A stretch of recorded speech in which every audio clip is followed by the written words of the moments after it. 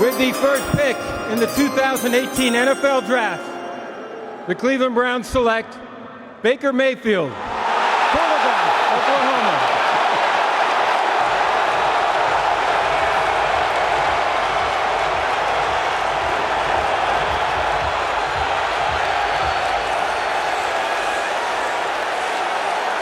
And yea, verily, this party is underway, people. Baker Mayfield, from a walk-on at Texas Tech, couldn't get on the field, walked on to Oklahoma, and 3 years later, Heisman Trophy winner, and now he walks out of here knowing he's the #1 pick in the NFL Draft in 2018. Again, started at Texas Tech, left after 1 season, and he was the Big 12 Freshman of the Year. Then went to Oklahoma. In 2015, he was named your starting quarterback. And let's just say he had a good run, Shug, in 2017.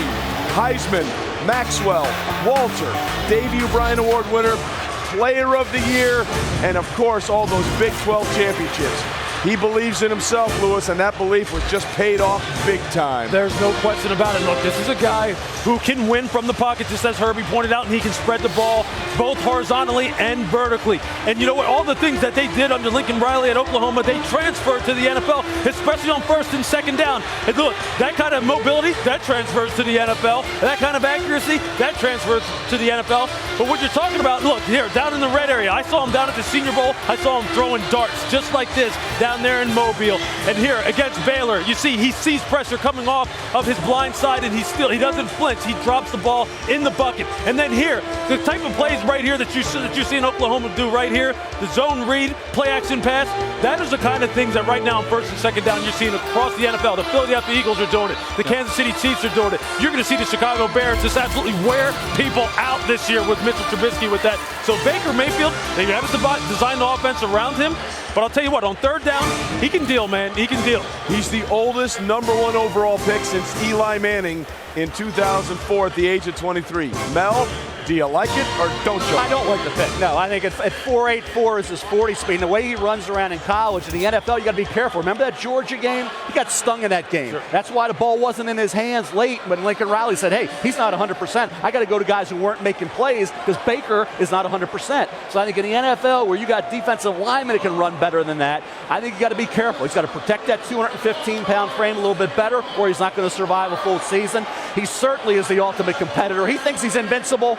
The NFL will bring you back to earth very quickly. Let me just say, I grew up in Ohio, and just want to say, I feel the Browns' pain, their fan base. Absolutely. One of the most loyal fan bases. And fellas, congratulations on this pick, because Baker Mayfield will fit into that city perfectly. He will be one of you. He is a blue-collar guy. He wants to win.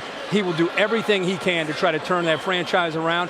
And I'll tell you what, you can talk about whatever happened in the Georgia game. After he put up 500 yards of offense, maybe he got fatigued and tired, because he dominated that football game until they got late in that game. And to me, you bring up a great point. They are going to have to adjust the RPOs, and his style of football needs to be implemented by Hugh Jackson. But they're in the NFL. RPOs are already there. The interesting thing there is that they have Tyrod Taylor, so if they ever make the transition, they're the same kind of quarterback and what they can do. Here are the Baker Mayfield's concerns, though. February of 2017, arrested in Fayetteville, Arkansas, and was tased after he tried to run away from a cop. September 9, 2017. This, I thought, was much ado about nothing. He planted a flag after a win at Ohio State. Big deal. But he uses that chip on his shoulder, wore a Traitor t-shirt to a game against Texas Tech. And then, of course, he was denied a handshake, applauded it against Kansas, and then after some good play, decided to respond in kind. Probably not his best move. And then in January of this year, entered the Rose Bowl with the word pretenders on there, because people had said the Oklahoma Sooners would be pretenders in the championship route.